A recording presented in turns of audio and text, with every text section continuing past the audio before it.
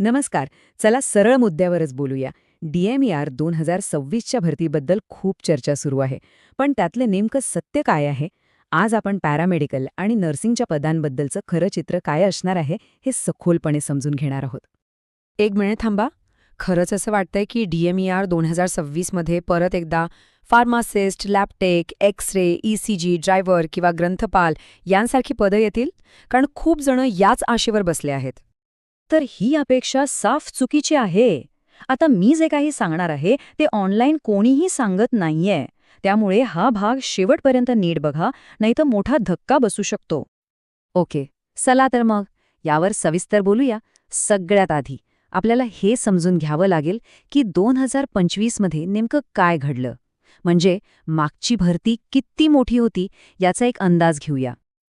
सगळ्यात आधी एक गोष्ट डोक्यात फिट करून घ्या. DMER 2025 ही एक प्रचंड मोठी एकत्रित भरती होती.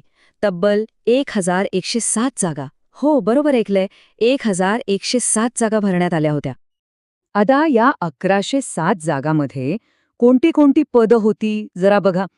ग्रंथपालापासून ते ड्रायव्हर आणि स्टेनोग्राफरपर्यंत आणि फार्मासिस्टपासून ते थेट लॅब टेक्निशियनपर्यंत, म्हणजे अक्षरशः सगळी पॅरामेडिकल आणि क्लॅरिकल पदं 2025 मध्येच भरून झाली आहेत. आता आपण भरतीच्या एका अशा नियमाबद्दल बोलणार आहोत जो सहसा उघडपणे कोणी सांगत नाही.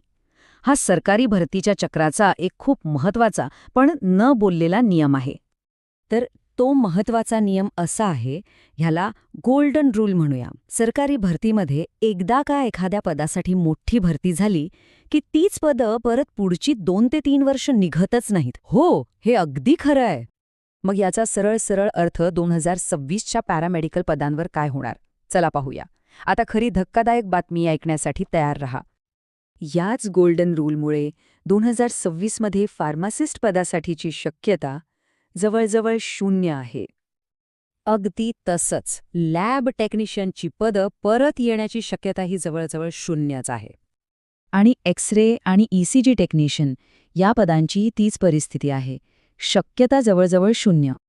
आणि हो, हेच ड्रायव्हर, ग्रंथपाल आणि स्टेनोग्राफर यासारख्या पदांनाही लागू होतं.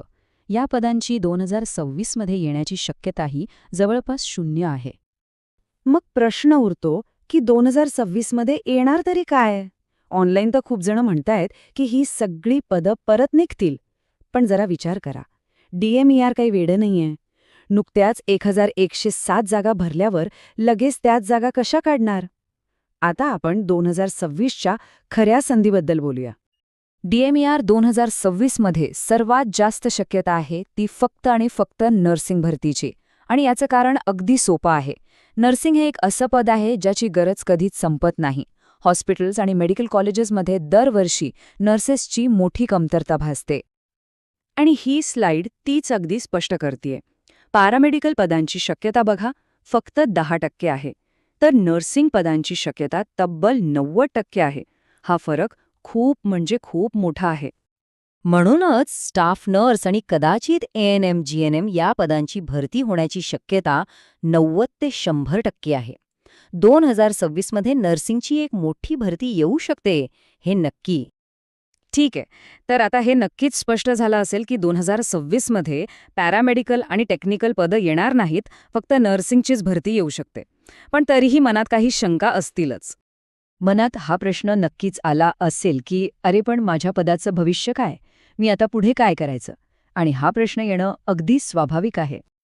तर ज्या कोणाला आपल्या पदाच्या भविष्याबद्दल अजूनही शंका असेल त्यांनी फक्त कमेंटमध्ये आपल्या पदाचं नाव टाका. मी प्रत्येकाला व्यक्तिगतरित्या उत्तर देईन आणि योग्य मार्गदर्शन करेन. हो, मी पर्सनली रिप्लाय करेन. कारण इथे फक्त खरी आणि पुराव्यासहित माहिती मिळते, खोटी आश्वासनं नाही.